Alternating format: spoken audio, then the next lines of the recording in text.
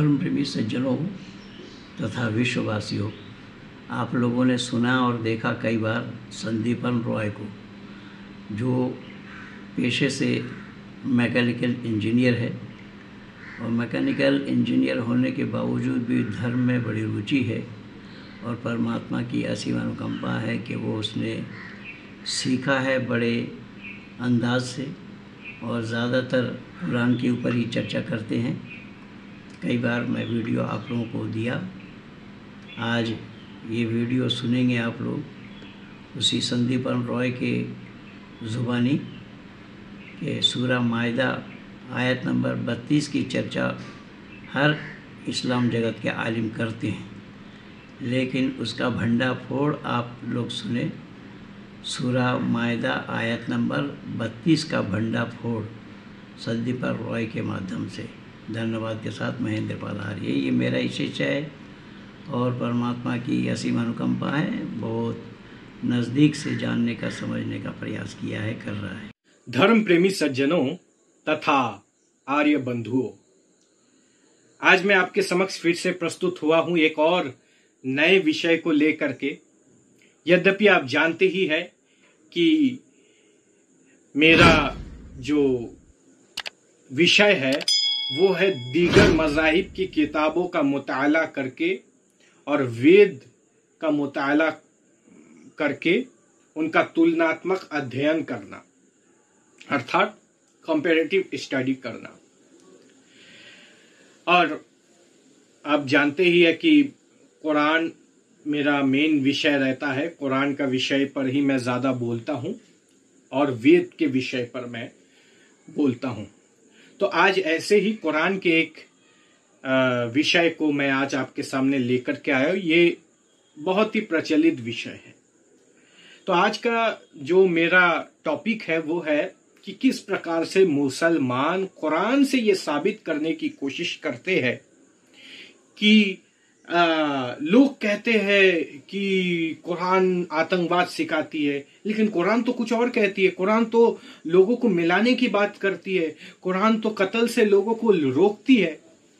तो इस प्रकार से आपके सामने एक भ्रमजाल तैयार किया जाता है और आप इसमें कई वो दलील देते हैं। हमारे जो हिंदू है, हिंदू घराने के लोग, उनको पता नहीं होता है कुरान के बारे में। वो सोचते हैं सामने वाला बोल रहा है, लंबी दाढ़ी है, टोपी है, बोल रहा है तो सही ही बोल रहा होगा।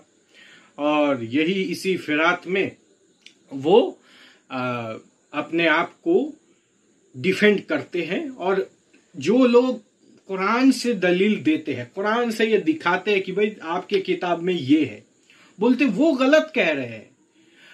कुरान ने किसी को आतंकवाद नहीं सिखाया, कुरान किसी को आतंकवाद नहीं सिखाता है, ये तो आप गलत समझ रहे हैं। आप उन लोगों की बात ना सुन करके हमारी बात सुनिए। यद्यपि ऐसे लोग, ये लोग जब कोई बम फूटता है या कहीं पे दहशतगर्दी वाला वाकया कहीं पे होता है तो इनके मुंह से चू नहीं निकलती, ये उस वक्त नहीं बोलते। तो ऐसे ही इनका एक बहुत स्ट्रांग दलील है, आज इसकी मैं भांडा फोड़ूंगा कि ये क्या दलील देते हैं। और मैं हिंदुओं को भी आज मैं बताने की कोशिश करूंगा कि इनके इस फर्जी दलील का कैसे जवाब दिया जाए। ये क्या फर्जी दलील इस्तेमाल करते हैं और किस प्रकार से सामने वाले लोगों को, हिंदुओं को मूर्ख बनाते हैं, इसका मैं आज आपको पूरा प्रमाण के साथ और कुरान की आयतों के साथ आपको मैं इस विषय का मैं स्पष्टीकरण दूंगा। तो आज इसी फिरात में मैं एक वीडियो आपके सामने लेकर के आया हूं। दो वीडियो है। पहला जो वीडियो है ये एक एडवोकेट साहब का है। ये एडवोकेट साहब है, ये दीन की तबलीग करते हैं और सुनिए ये क्या कह रहे हैं और फिर आपको उसके साथ साथ आपको विषय का पता चल जाएगा। आप सुनिए वो क्या कह रहे हैं। आज्ञा नहीं देता है दर की, ठीक है। तो आइए, मानव जीवन का इस्लाम में क्या महत्व है। मानव जीवन का इस्लाम में इतना महत्व है कि अध्याय नंबर 5 सूरह मायदा और उसका श्लोक आयत नंबर 32 में कुरान में अल्लाह ने कहा। तो मैंने इनको यहीं पे रोक दिया। सुना आपने, कुरान का अध्याय नंबर फलाना और श्लोक नंबर, भाई कुरान में अध्याय कहां से आया? यानी ये किस प्रकार से, आपको मैंने बोला ना मेंटल जिम्नास्टिक्स खेलते हैं, किस प्रकार से सामने वाले लोगों को प्रभावित करने के लिए कुरान के सूरा को ये अध्याय बोल देते हैं। देखिए, जबकि ये शब्द सूरा को अध्याय बोलना ये सब हराम है।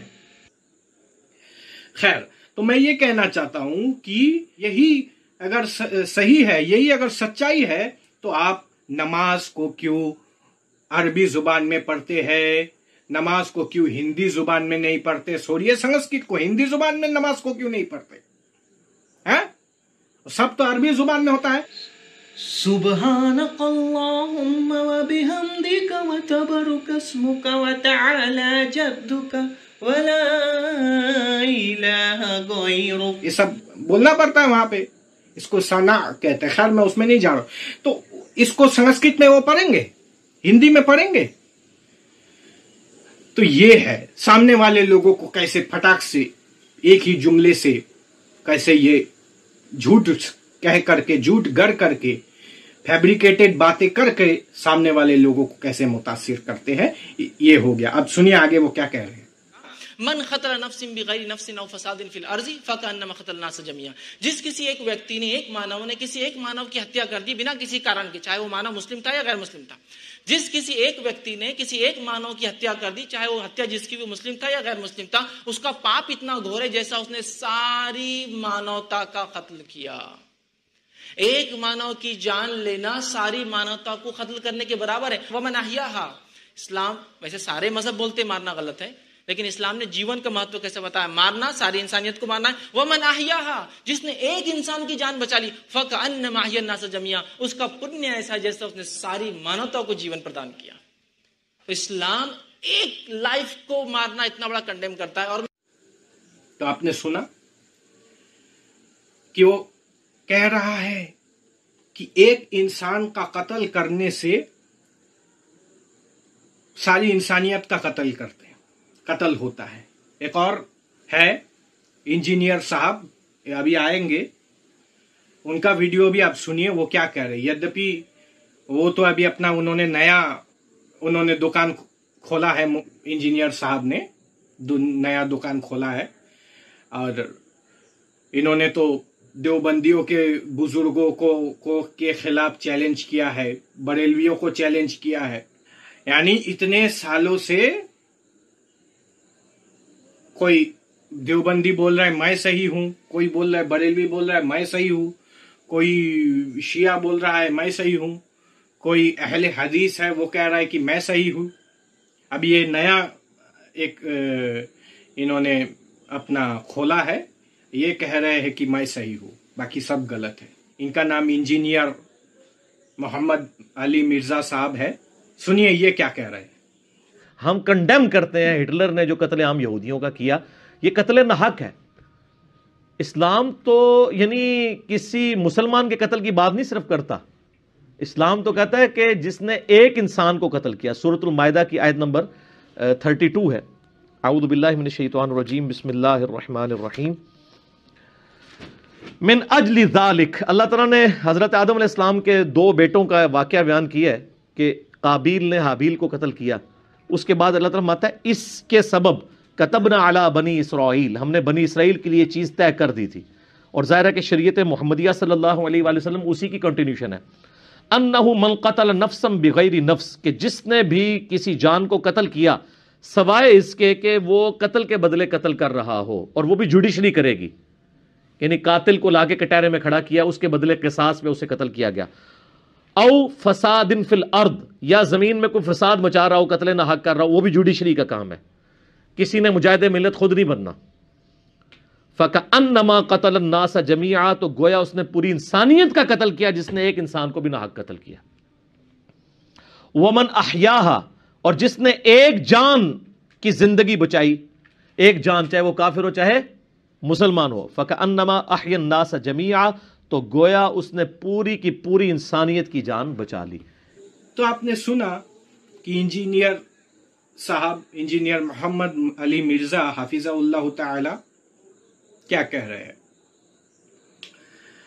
तो ये हर एक मुसलमान इस दलील को देता है।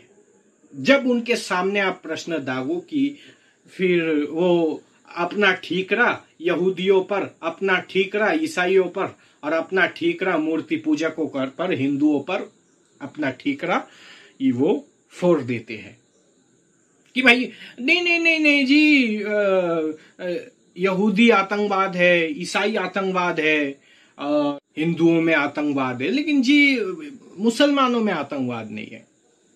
आप हमें सवाल नहीं कर सकते। मुसलमानों में देखिए हम तो कितने साफ है, हमारे यहाँ तो एक इंसान का कत्ल, पूरी इंसानियत का कत्ल होता है।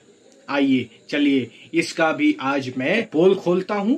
आइए देखते हैं कुरान के इस आयत को। यह है सूरतुल माइदा की आयत नंबर 32। यहाँ शब्द आया है, मिन अजलि ज़ालिका कतबना अला बनी इज़राईल अन्नहु मन क़तला नफ़्सन बिग़ैरि नफ़्सिन औ फ़सादिन फ़िल अर्दि फ़कअन्नमा क़तला अन्नास जमीअन वमन अहयाहा फ़कअन्नमा क़तला अन्नास जमीअा वलक़द जाअतहुम रुसूलुना बिलबय्यिनाति सुम्मा इन्न कसीरम मिनहुम बअद ज़ालिका फ़िल अर्दि ला मुश्रिफून। तो आपके समक्ष ये केवल एक साउंड सा ही प्रतीत हुआ है और मैं आपको इसका अर्थ बताता हूँ। यहाँ पे अल्लाह तबारक व तआला ने इरशाद फरमाया है कि इसी कारण हमने इज़राइल का संतान के लिए लिख दिया था कि, शब्द पर ध्यान दीजिए कि इसी कारण हमने इज़राइल का संतान के लिए लिख दिया था कि, क्या लिखा, जिसने किसी व्यक्ति को किसी के खून का बदला लेने या धरती में फसाद फैलाने के अतिरिक्त किसी और कारण से मार डाला तो गोया उसने सारे ही इंसानियत का कत्ल कर डाला, और जिसने उसे जीवन प्रदान किया उसने मानो सारे इंसानियत को जीवन प्रदान किया। उसके पास हमारे रसूल स्पष्ट प्रमाण ला चुके हैं, फिर भी उनमें बहुत से लोग धरती में ज्यादती करने वाले ही है।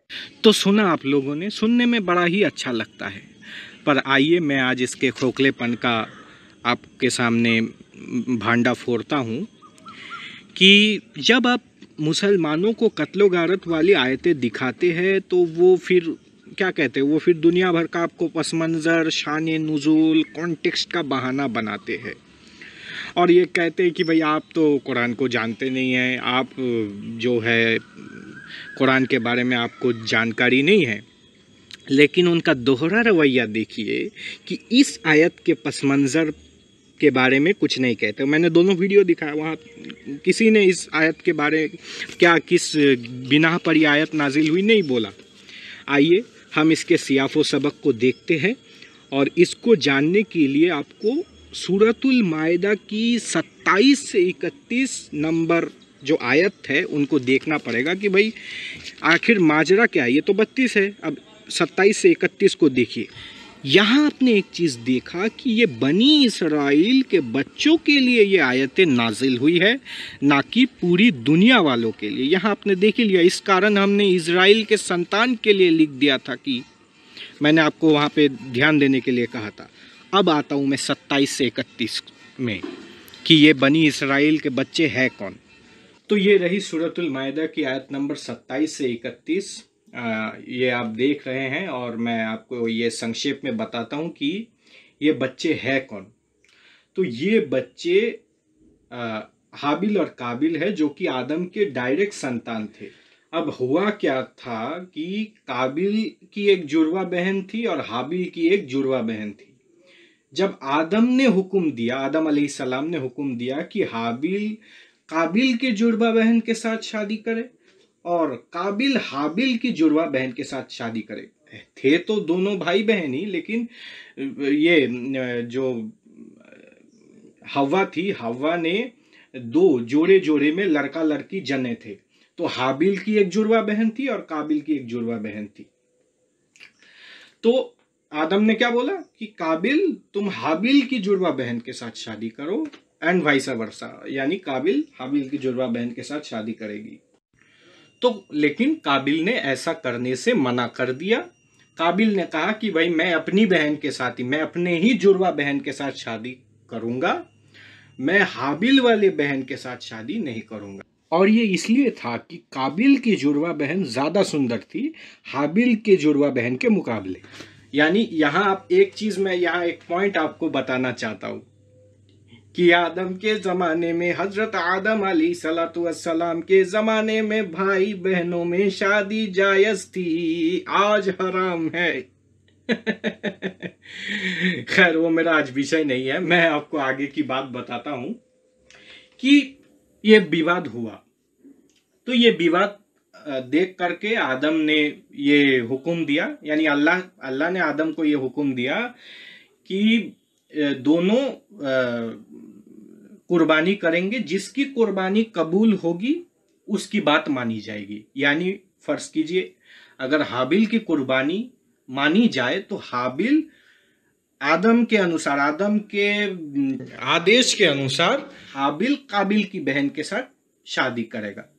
और अगर काबिल की कुर्बानी मान ली गई तो काबिल अपने ही जुड़वा बहन के साथ शादी करेगा। ये हो गई, यहाँ पर तक तो बात समझ में आती है। फिर क्या हुआ कि आदम के आदेश अनुसार हाबिल ने खुदा के नाम से, अल्लाह के नाम से एक बकरी ज़बा किया और काबिल ने एक बहुत अच्छा ज़मीन का हिस्सा अल्लाह के नाम पर दर्ज कर दिया, अल्लाह के नाम पर रखा। इसके फलस्वरूप क्या हुआ कि अल्लाह ने हाबिल के कुर्बानी को स्वीकार किया और काबिल के कुर्बानी को स्वीकार नहीं किया। यानी इससे ये पता चला कि अल्लाह ताला को पशु हिंसा पसंद है, पशु बलि पसंद है। ये है शांति प्रिय अल्लाह। खैर, इतना सब होने के बाद फिर काबिल हाबिल से ईर्ष्या करने लगा, द्वेष रखने लगा, उससे नफरत करने लगा और फिर उसने हाबिल को जान से मारने की धमकी दे दी। तो जान से मारने की धमकी देने के बाद हाबिल ने कहा कि तुम अल्लाह से डरो, तुम अच्छा काम करो। ये हाबिल ने उसको नसीहत दी कुल मिला करके। फिर वो फिर भी नहीं माना, काबिल ने फिर हाबिल को कत्ल कर दिया। यहां तक तो स्टोरी समझ में आई। अब देखिए 31 नंबर आयत। अब क्या किया अल्लाह ने क्या किया, 31 नंबर आयत को सुनिए। तब उसे फिक्र हुई कि लाश का क्या करे। कौन, किसने मारा? काबिल ने मारा। काबिल को फिक्र क्या हुआ कि लाश का क्या करे, तो खुदा ने एक कौवा को भेजा कि वह जमीन को कुरेदने लगा ताकि, शब्द पर ध्यान दीजिए, उसे काबिल को दिखा दे कि उसे अपनी भाई की लाश क्यों कर छुपानी चाहिए, कैसे छुपानी चाहिए। यानी यहां पे आपने देख लिया कि अल्लाह कौवा से ज्ञान दिलवा रहे, किसको? काबिल को, कि हाबिल के लाश को कैसे छुपाया जाए, जिसको हम कहते हैं ना लाश को ठिकाना लगाना। तो अल्लाह लाश को ठिकाने लगाने के लिए कौवा भिजवा रहे। और भी पढ़िए वहां क्या लिखा है। वहां कहने लगा, हाय अफसोस, क्या मैं उससे भी अजीज हूं कि उस कौवे की बराबरी कर सकूं, कि बला से यह भी होता तो अपने भाई की लाश छुपा देता, अलगरज वह अपनी हरकत से बहुत पछताया। ये हो गई पूरी बात। यानी आपको यहां पे समझ में आ गया कि जो अल्लाह 32 में कह रहे थे कि एक इंसान का कत्ल इंसानियत का कत्ल होता है, वो 31 में लाश को छुपाने के लिए, जिसको कहते हैं हम ठिकाने लगाने के लिए पुलिस की भाषा में, वो अल्लाह लाश को ठिकाने लगाने के लिए कह रहे हैं। अच्छा बंधुओं, जरा विचार कीजिए कि लाश को ठिकाने लगाना या फिर लाश को ठिकाने लगाने वाले को प्रोत्साहन देना, उसको सिखाना, उसको ट्रेनिंग देना, ये किसी अच्छे आदमी का काम है? अरे छोड़िए खुदा को और परवरदिगार को, अच्छे आदमी का काम है ये। वहां कौवा भेज करके 2 कौवा, एक कौवा मर गया और दूसरा कौवा ठोकर मार करके दिखा रहा है मिट्टी में कि कैसे लाश को गाड़ना चाहिए। ठीक है, ये इतना सब कुछ मैंने इसलिए कहा। दूसरी बात कि अगर मान लेता हूं मैं कि कत्ल करना नाहक है, मेरा सवाल सुनिए, कि अगर कत्ल करना नाहक ही था तो कायनात के आगाज में ही अल्लाह ने आदम को ये हिदायत या ज्ञान क्यों नहीं दिया? अगर दे दिया होता तो बेचारे हाबिल की जान नहीं जाती, या हाबिल की को बलि का बकरा नहीं बनना पड़ता। और चलो इस बात को भी मैं मान लेता हूं कि अल्लाह ने सीख देने के लिए, समझाने के लिए ये वाकया नकल किया। तो अब ये सवाल आता है कि अल्लाह ने इब्राहिम के बेटे इस्माइल की तरह दुम्बा भेज करके क्यों नहीं उसको बचाया, जब अल्लाह कादिर था और अल्लाह करके भी दिखाए इब्राहिम के किस्से में। लेकिन काबिल को अल्लाह नहीं बचा पाए या नहीं बचाए। क्या ये पक्षपात नहीं हुआ कि इस्माइल को अल्लाह ने बचा लिया और हाबिल जो अल्लाह का फरमाबरदार था उसको अल्लाह ने मरने के लिए छोड़ दिया? और कत्ल करने के बाद भी अल्लाह ने क्या सजा मुकर्रर किया काबिल के लिए, या काबिल यानी हाबिल के न्याय के लिए? क्या किया अल्लाह ने? क्या प्रावधान किया अल्लाह ने हाबिल के मौत के न्याय करने के लिए? संपूर्ण कुरान में कहीं नहीं मिलेगा, मेरा दावा है। फिर आपने देखा कि ये 32 नंबर वाली आयत सबके लिए भी नहीं है, क्योंकि हिंदू तो अपने आप को आदम पुत्र या आदम संतान नहीं मानते हैं, और कुरान अनुसार ये केवल बनी इसराइल के आदम पुत्रों के लिए है। मैंने दिखा दिया। अब आप हिंदुओं को वो चीज बता रहे हैं जो कुरान के मुताबिक हिंदुओं के लिए है ही नहीं। भाई दलील आप दे रहे हैं तो सार्वभौमिक दलील दीजिए ना। हिंदू तो अपने आप को आदम से भी पहले का मानते हैं, यानी आदम से भी पहले का, यानी राम और कृष्ण के वंशज अपने आप को मानते हैं। उनको आप बनी इसराइल का किस्सा बता करके आप उनको खुश करना चाहते हैं, उनको आप झूठ बकना चाहते हैं, या उनको आप पट्टी पढ़ाना चाहते हैं। भाई कहीं का ईंट आप कहीं का रोड़ा, आप भानुमति ने कुंभा जोड़ा। तो ये सब सामने वाले को बेवकूफ बनाने के लिए ये सब बताया जाता है। ठीक है, ये तो सारी हो गई आपकी युक्ति वाली दलील। अब मैं आपको देता हूं किताब से और भी दलील मैं आपको देता हूं कि इंसान का कत्ल करने से, जो इंसान का कत्ल कर देता है, माने एक से ज्यादा इंसानों का कत्ल भी कर देता है, उसके लिए रसूल करीम सल्लल्लाहु अलैहि वसल्लम क्या कहते हैं, आइए हम उन्हीं की अहादीस से देख लेते हैं। ये है बुखारी शरीफ की अहादीस नंबर 3470। हाँ, और एक बात मैं यहाँ बताना चाहता हूँ कि यहाँ चूँकि बात चल रही है बनी इसराइल के किस्से की, तो मैं इधर उधर नहीं भटकूंगा। मैं भी ये अहादीस बनी इसराइल के किस्से के हवाले से ही दिखा रहा हूँ। मैं कहीं का ईंट कहीं का रोड़ा नहीं जोड़ रहा हूँ, ये भी बनी इसराइल का ही एक दूसरा किस्सा है। तो आइए देखते हैं।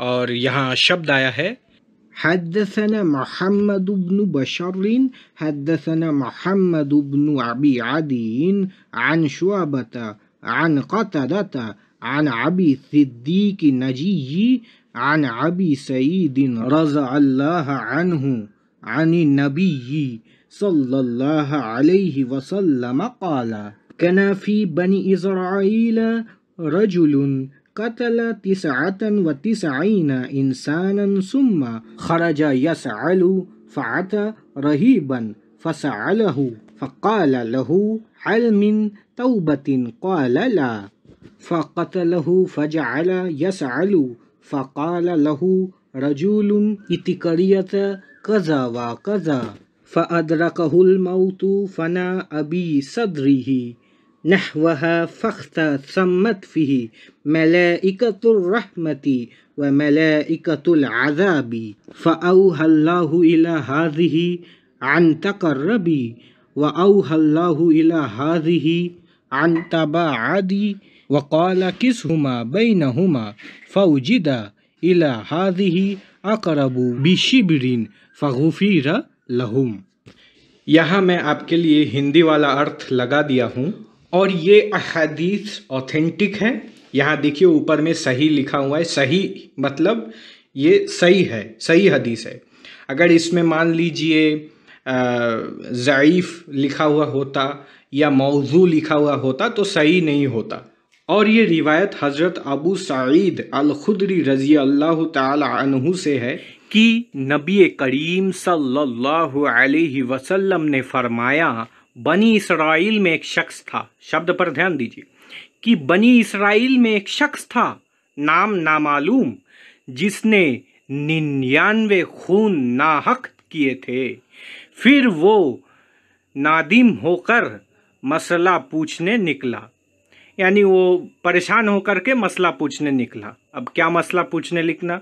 वो एक दरवेश के पास आया। दरवेश के माने होता है साधु, फकीर, ये दरवेश के माने है। तो वो एक दरवेश के पास आया और इससे पूछा कि क्या इस गुनाह से तौबा कबूल होने की कोई सूरत है?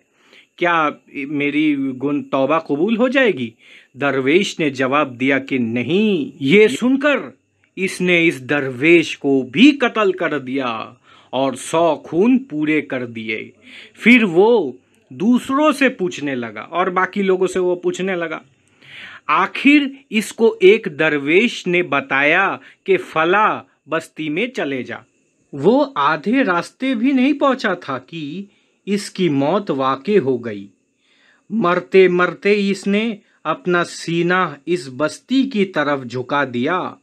आखिर रहमत के फरिश्तों और आज़ाब के फरिश्तों में बाहुम झगड़ा हुआ कि कौन उसे ले जाए, लेकिन अल्लाह ताला ने नसरा नामी बस्ती को, जहाँ वो तौबा के लिए जा रहा था, हुक्म दिया कि इसकी नाश के करीब हो जाए, और दूसरी बस्ती को जहाँ से वो निकला था हुक्म दिया कि नाश से दूर हो जा।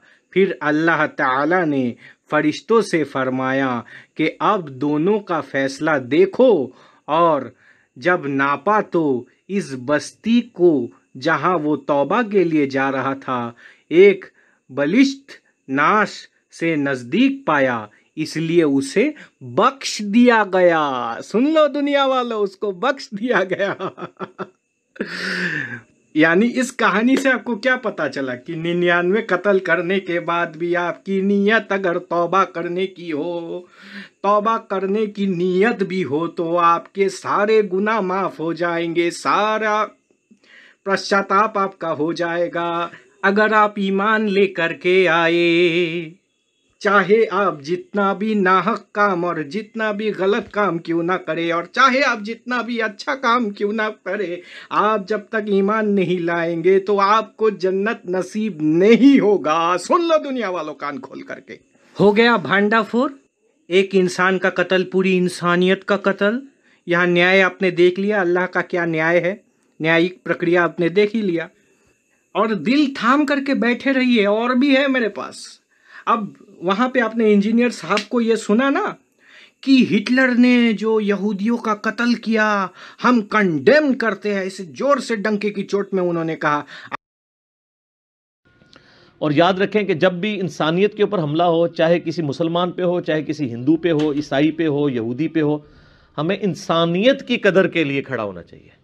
ये अक्सर मुसलमान बड़े यानी फ़ख्र के साथ हॉलोकॉस्ट को बयान कर रहे होते हैं, जी वो 60 लाख यहूदी मार दिए थे हिटलर ने, 6 मिलियन ज्यूज़, या चलें बाज़ कहते हैं ये गुलूब है, वो 6 लाख थे, चलें 6 लाख भी हों, तो ये कोई खुशी का मौका है? वो हिटलर ने इसलिए तो नहीं मारे थे कि वो उसकी कोई ज़ाती दुश्मनी थी उनके साथ, सिर्फ इस वजह से कि वो समझता था कि हमारे माशरे के अंदर ये मजहबी तबका है। और आज उस माशरे के अंदर इस तरह की हिटलर वाली सोच वाले लोग मुसलमानों को यहूदियों की जगह समझते हैं, क्योंकि यहूदी प्रैक्टिसिंग तो थे। तो वो अल्लाह माफी दे, जो कल 100 फैक्ट्रियां जो हैं वो यहूदियों को ज़बह करने के लिए बनी थी, कल मुसलमानों के लिए भी बन सकती हैं। लिहाजा इस तरह की चीज़ों को फखरिया बयान नहीं करना चाहिए। हम कंडेम करते हैं हिटलर ने जो कत्ले आम यहूदियों का किया, ये कत्ले नाहक है, ये कत्ले नाहक है। मैंने फिर से आपके लिए लगा दिया। अब देखते हैं कि हक है, नाहक है, बातिल है, क्या है। चलिए देखते हैं। आइए एक और हदीस मैं आपको दिखाता हूँ। तो ये है बुखारी शरीफ की अहादीस नंबर 2926।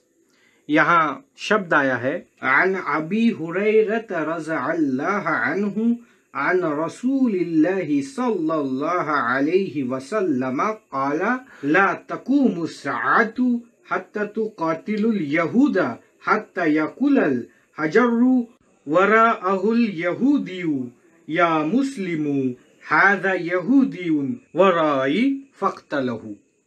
तो ये जो रिवायत है, ये रिवायत हज़रत अबू हुरैरा रज़ी अल्लाह ताला अन्हु से है कि यहाँ अल्लाह के रसूल सल्लल्लाहु अलैहि वसल्लम ने कहा, जब तक आप यहूदियों से नहीं लड़ेंगे तब तक वह समय स्थापित नहीं होगा।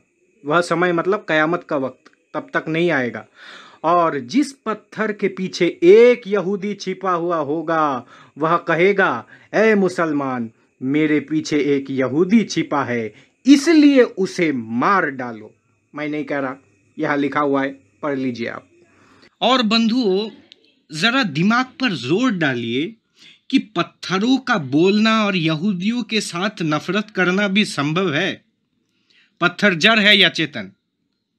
और जब सारे यहूदियों को हलाक किया जाएगा, यहाँ आप देख सकते हैं, मुसलमानों के द्वारा जब उनको हलाक कर दिया जाएगा तो क्या इसमें बच्चे, महिलाएं, निर्दोष लोग जिन्होंने किसी का कुछ नहीं बिगाड़ा है, वो क्या इस अत्याचार के चपेट में नहीं आएंगे? इस नरसंहार के चपेट में नहीं आएंगे?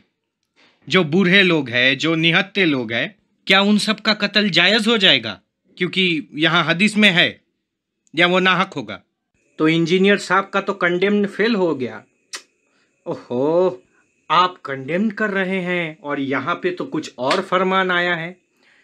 और ऐसे जो मुजाहिद जो जिहाद करेंगे यानी युद्ध करेंगे, ऐसे मुजाहिदों के लिए अल्लाह ने क्या गिफ्ट रखा है आपको पता है? अल्लाह ने उनके लिए जन्नतुल फिरदौस रखा है, सबसे आला दर्जे का जन्नत। विश्वास नहीं होता? मैंने कब कहा कि आप विश्वास कीजिए? अरे मैं तो दलील दे रहा हूं भाई, क्योंकि मेरे उस्ताद का कहना है कि बात करो तो दलील के साथ। मैं बिना दलील के ना किसी की सुनता हूं ना मैं बोलता हूं। देख लीजिए बुखारी शरीफ की हदीस नंबर 2787, ये देख लीजिए यहाँ पे क्या लिखा है, मेरी बात से मिला लीजिए, मैं झूठ बोल रहा हूँ कि नहीं। और फिर से आप देखिए बुखारी शरीफ की 2790 वाली हदीस। यहाँ तो आपको पूरा क्लियरली समझ में आ जाएगा कि इन मुजाहिदों को कौन सा टुकड़ा मिलेगा जन्नत का, कौन सा भाग मिलेगा, मिला लीजिए। और अगर इससे भी पेट ना भरे तो सूरतुल मायदा की 33 नंबर को देखिए, 32 के बाद 33 आता है, वहाँ क्या लिखा है ये भी आपको मैं बोल देता हूँ। इन्नमा जज़ाउल्लज़ीना युहारिब्बूनल्लाह व रसूलहु व यसअऊना फिल अर्दि फसादिन युक़त्तलू औ युसल्लबू औ तुक़त्तअ अयदिहिम व अर्जुलुहुम मिन खिलाफिन औ युनफ़ऊ मिनल अर्द ज़ालिका लहुम खिज़्युन फ़िद दुनिया व लहुम फ़िल आखिरति अज़ाबुन अज़ीम। सुनिए इसका भी अर्थ। जो लोग अल्लाह और उसके रसूल से लड़ते हैं और धरती के लिए बिगाड़ पैदा करने के लिए दौड़ धूप करते हैं, उनका बदला तो बस यही है कि बुरी तरह कत्ल कर दिया जाए या सूली पर चढ़ा दिया जाए और उनके हाथ पांव विपरीत दिशाओं में काट डाले जाए और उन्हें देश से निष्कासित कर दिया जाए। यह अपमान और तिरस्कार उनके लिए दुनिया में है और आखिरत में उनके लिए बड़ी यातना है। सुन लिया आप लोगों ने, तसल्ली हो गई। यही कारण है कि येती बाबा को साइनाइड लेकर के उनको मारने का प्रयत्न किया जाता है, मुसलमानों के द्वारा पंडित जी पर हमला किया जाता है और गणेश दास जी को धमकी दिया जाता है। लेकिन याद रखो, ये मत समझना कि पंडित जी के बाद कोई नहीं है। पूरे भारतवर्ष में ऐसे हजारों पैदा हो गए हैं। इसीलिए मैं कह रहा हूं, आओ ना, सामने आओ ना। कौन आ रहा है? आओ, जो आएगा वो मुंह के बल गिरेगा। मेरे साथ ही बैठो ना। मैं अगर छठी का दूध याद नहीं दिलाया तो मेरा नाम भी नहीं। अब तो ऐसा हो रहा है कि नाम सुन करके लोग भाग जा रहे हैं। नाम सुन करके आने को तैयार नहीं है। खैर, तो अगली बार अगर कोई मियाँ जी इस आयत को दिखा करके आपको पट्टी पराने की कोशिश करे तो ये स्क्रीनशॉट जितना भी है वो ले करके उन्हें आईना दिखा दीजिए, ठीक है। और अंतिम में मैं इतना ही कहूँगा कि आईना चेहरे का हर दाग दिखा देता है, कि आईना चेहरे का हर दाग दिखा देता है, ये उसकी फितरत का तकाजा है, ये शिकवा कैसा। आप सत्यार्थ की तनकीद से नाराज ना हो मियाँ जी, आप सत्यार्थ की तनकीद से नाराज ना हो, अपने चेहरे को ही धो डालिए और ये गुस्सा कैसा। तो देख लिया आपने कि किस प्रकार से एक आयत को ये दूसरों को कहते हैं कि भाई आप इसके पस मंजर को नहीं देखते, इसके शान नुजूल को नहीं देखते, इसके लब्ब लुवाब को नहीं देख रहे, आप इसके कॉन्टेक्स्ट को नहीं देख रहे हैं।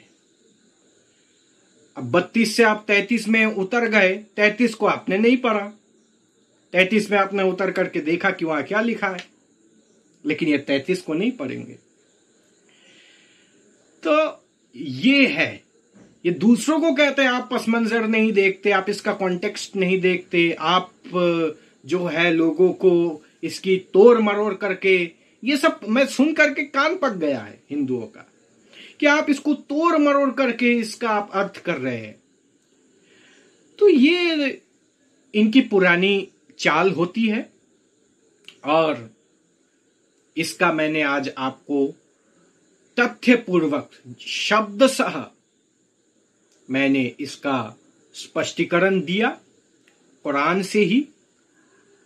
और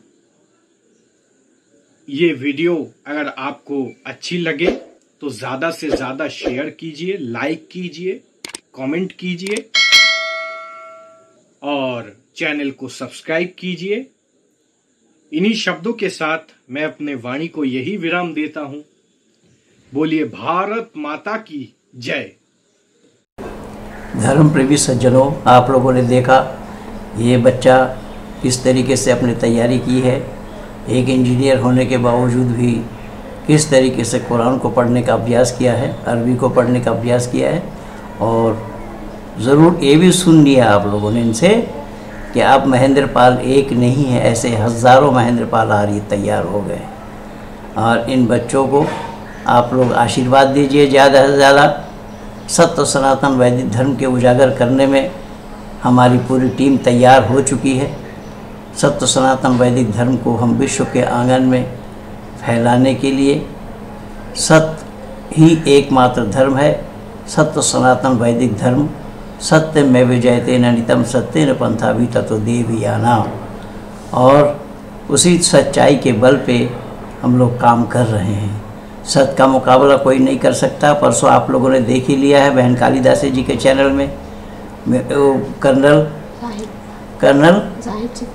जाहिद सिद्दीकी मेरा नाम सुन कर के ही भाग खड़ा हुआ। तो ऐसा ही सब जगह खलबली मची हुई है और मैं न रहूं तो हमारी टीम पूरी की पूरी तैयारी के साथ इस भारतवर्ष में ही नहीं विश्व के आंगन में उतरे हुए हैं। धन्यवाद के साथ महेंद्र पाल आर्य। वीडियो को ज़्यादा से ज़्यादा शेयर कीजिए, लाइक कीजिए, सब्सक्राइब कीजिए।